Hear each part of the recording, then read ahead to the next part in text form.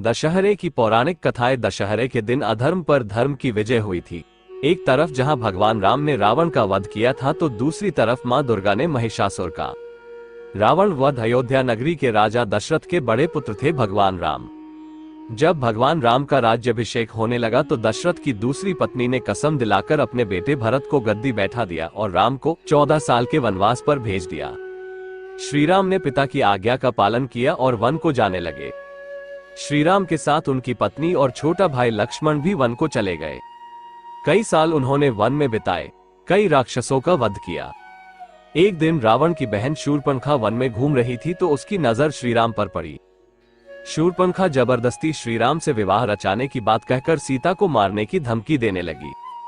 इस बात से लक्ष्मण गुस्से में आ गए और उन्होंने शूर्पणखा की नाक काट दी। शूर्पणखा रोती रोती अपने भाई के पास गई। रावण ने बदला लेने के लिए साधु का वेश धरा और सीता मां का भिक्षा लेने के बहाने अपहरण कर लिया। श्री राम और लक्ष्मण सीता मां को ढूंढते रहे। रास्ते में ही उन्हें हनुमान, सुग्रीव और जटायु मिले।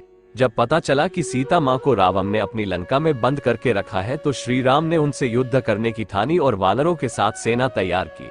समुद्र में पुल बनाया गया और फिर रावण से युद्ध रचा गया।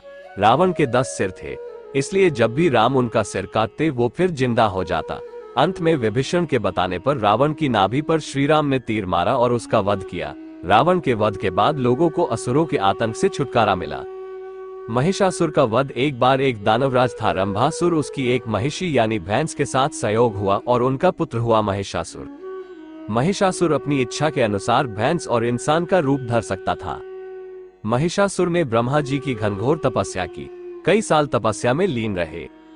ब्रह्मा जी उसकी अखंड तपस्या से खुश हुए और वरदान मांगने को कहा।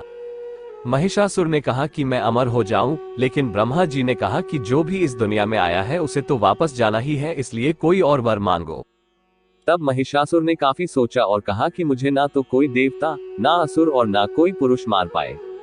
महिलाएं कोमल और नाजुक होती हैं, वो मुझे क्या मार पाएंगी। ऐसा सोचकर महिषासुर ने कहा कि मैं सिर्फ स्त्री के हाथों ही मारा जाऊं। ब्रह्मा जी ने तथास्तु करके उसे वर दे दिया।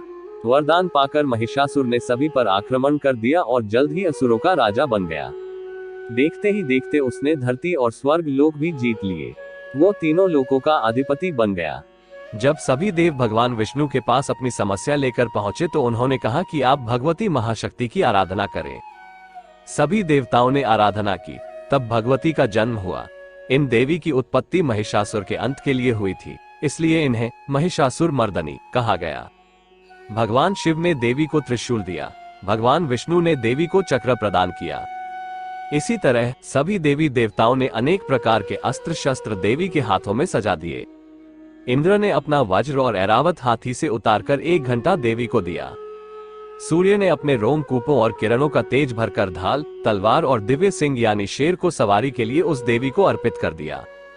विश्वकर्मा ने कई अभेद्य कवच और अस्त्र देकर महिषासुर मर्दनी को सभी प्रकार के बड़े छोटे अस्त्रों से शोभित किया।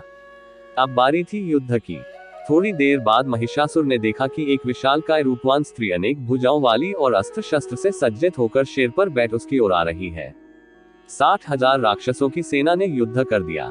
रणचंडिका देवी ने तलवार से सैकड़ों असुरों को एक ही झटके में मौत के घाट उतार दिया। बाद में 9 दिन की लड़ाई के पश्चात महिषासुर का भी वध कर दिया। माता की इस कहानी के लिए लाइक करें। धन्यवाद।